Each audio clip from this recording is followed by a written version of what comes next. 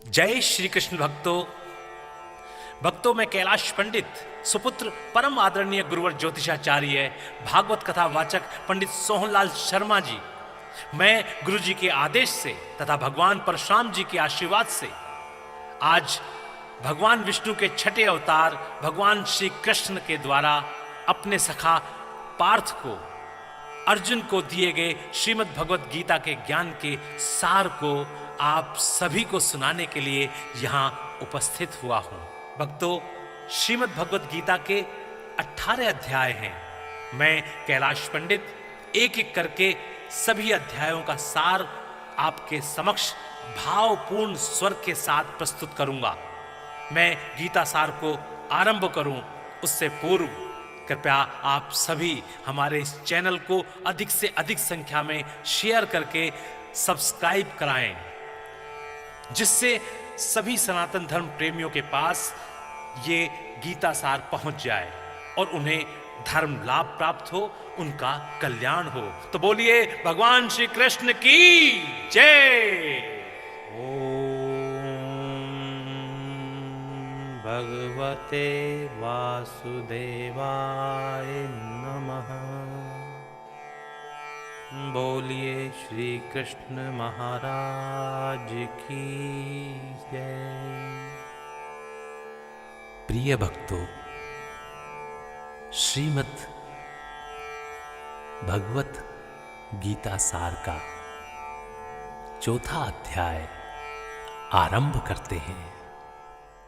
बोलिए श्री कृष्ण महाराज की जय। श्री कृष्ण भगवान बोले, इस अविनाशी कर्म योग को मैंने सूर्य से कहा, सूर्य ने मनु से कहा और मनु ने राजा इक्ष्वाकु से कहा। हे अर्जुन, इस परंपरा से प्राप्त है योग सब राज ऋषियों ने जाना, परंतु अधिक समय व्यतीत होने से यह लुप्त हो गया। वही प्राचीन योग आज तुमको मैंने बताया है, क्योंकि तुम मेरे भक्त और मित्र हो। यह योग रहस्य अति उत्तम है। अर्जुन कहने लगे, आपका जन्म तो अभी हुआ है और सूर्य का जन्म बहुत पहले हुआ था। मैं कैसे मानूं कि आपने सूर्य को यह योग बताया था? श्री कृष्ण बोले, हे अर्जुन, मेरे और तुम्हारे अनेक जन्म हो चुके हैं। मुझे स्मरण है और तुम भूल गए हो। जन्म से रहित अविनाशी संपूर्ण प्राणियों का स्वामी अपनी प्रकृति में स्थित हूं, तथापि अपनी माया से जनता हूं। यदा यदा हि धर्मस्य ग्लानिर्भवति भारत अभ्युत्थानम् अधर्मस्य तदात्मानं सृजाम्यहम्। परित्राणाय साधूनां विनाशाय च दुष्कृतां धर्म संस्थापनार्थाय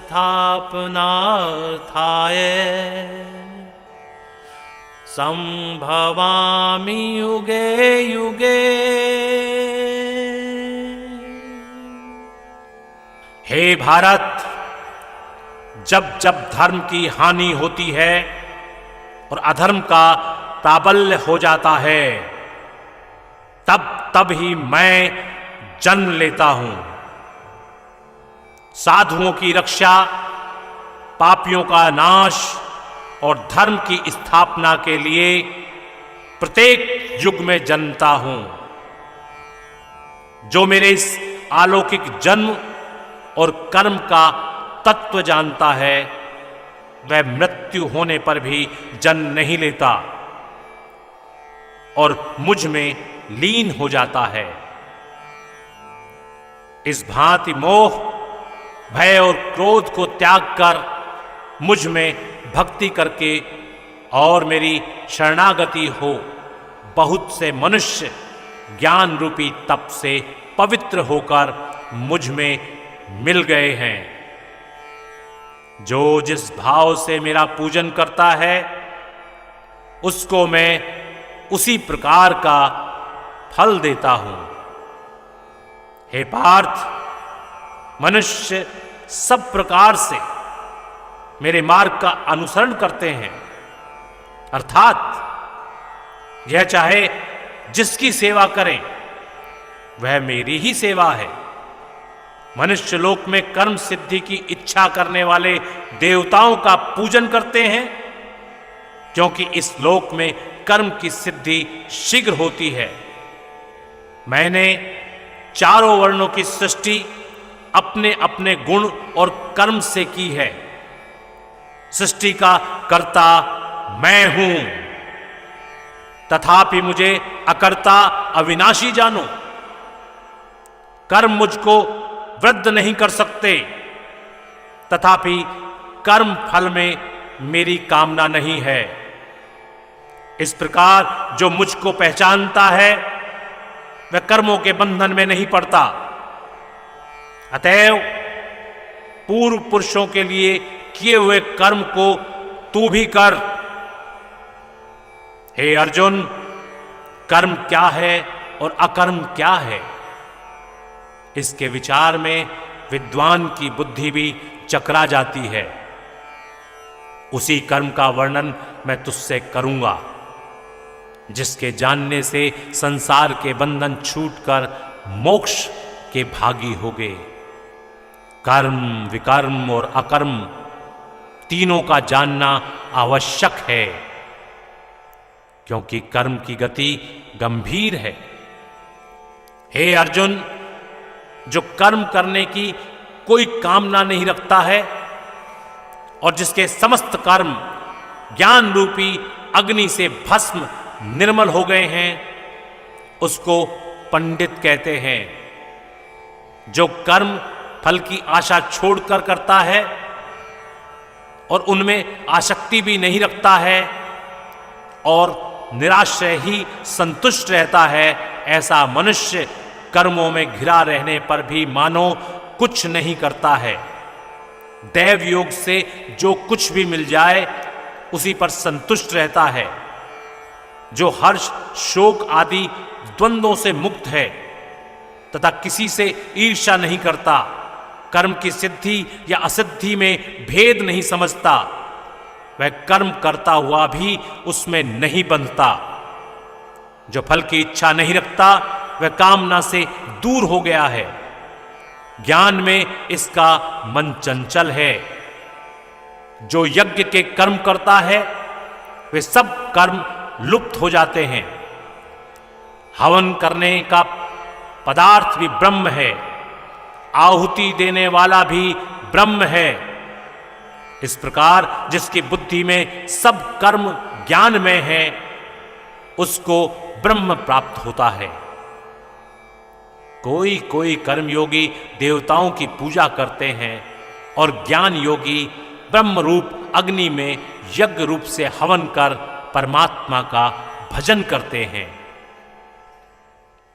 कोई ऐसे हैं जो अपनी इंद्रियों को तथा कर्मों को संयम रूप अग्नि में होम देते हैं, और कितने ही इंद्रिय रूप अग्नि में इंद्रियों के रूप शब्दादि विषयों को होम देते हैं।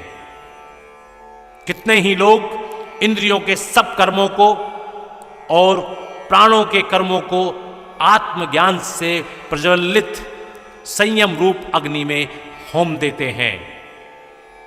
कोई तो द्रव्य यज्ञ करते हैं, कोई तप यज्ञ, कोई योग यज्ञ, कोई स्वाध्याय और कोई ज्ञान रूपी यज्ञ करते हैं, और कोई प्राणायाम में तत्पर रहने वाले योगी प्राण और अपान वायु में प्राण को रोकते हैं और प्राण वायु में अपान वायु का लय करते हैं। कोई आहार को निरंतर कम करके प्राण को होमते हैं, वे यज्ञ वेत्ता हैं और यज्ञ ही से उनके सब पाप नाश हो जाते हैं। जो यज्ञ में बचे हुए अमृत रूप अन्न को खाते हैं, वे सनातन ब्रह्म को प्राप्त होते हैं। हे अर्जुन, जो यज्ञ नहीं करते हैं उनको यह लोक और परलोक दोनों ही नहीं हैं। इस प्रकार से बहुत से यज्ञ वेद में विस्तार सहित वर्णित हैं। इन सबको कर्म से उत्पन्न हुआ जानो। हे परंतप, द्रव्यमान यज्ञ से ज्ञान यज्ञ उत्तम है। हे पार्थ, फल सहित सब कर्म ज्ञान में समाप्त हो जाते हैं। सो उस ज्ञान यज्ञ का तत्वदर्शी और ज्ञानी लोग तुमको उपदेश करेंगे।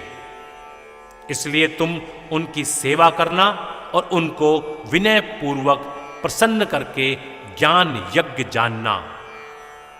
इस ज्ञान का लाभ प्राप्त करके तुमको ऐसा मोह फिर नहीं होगा।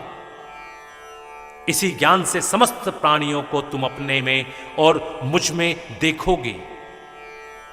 यदि सब प्राणियों में भी अधिक प्राप्त करने वाले हो तो भी ज्ञान रूपी नौका से ही सब पाप रूपी समुद्र को पार कर जाओगे।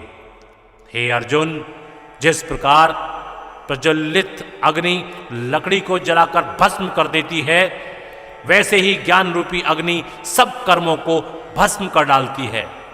इस लोक में ज्ञान के समान पवित्र और कुछ नहीं है। यह ब्रह्म बहुत काल पर्यंत कर्म योग से सिद्ध हुए पुरुषों को अपने आप ही प्राप्त होता है। जो श्रद्धावान पुरुष इंद्रियों को हित कर ब्रह्म ज्ञान में लगा रहता है, वह ज्ञान को प्राप्त करता है और ज्ञान को पाकर अल्प समय में शांति को पा जाता है। अज्ञानी, श्रद्धा रहित और जिनके मन में संदेह है, ऐसे जो पुरुष हैं वह नष्ट हो जाते हैं। जिनके मन में संदेह रहता है उनको यह लोक, परलोक और सुख कुछ भी प्राप्त नहीं होता। जिसने परमेश्वर आराधन और निष्काम कर्म योग के आश्रय से कर्म बंधन त्याग दिए हैं, हे अर्जुन, उस आत्मज्ञानी पुरुष को कर्म नहीं बांधते। अतएव अज्ञान से उत्पन्न हुए चित्त के इस संशय को ज्ञान रूपी तलवार से काटकर मेरे बताए हुए कर्म योग को करने के लिए प्रस्तुत हो जाओ। बोलिए श्री कृष्ण महाराज की जय। भक्तों, इति श्री श्रीमद् भगवत गीता सार चतुर्थो अध्याय। हरे नमः। बोलिए श्री कृष्ण महाराज की जय। ओम नमो भगवते वासुदेवाय। नमः नमः नमः।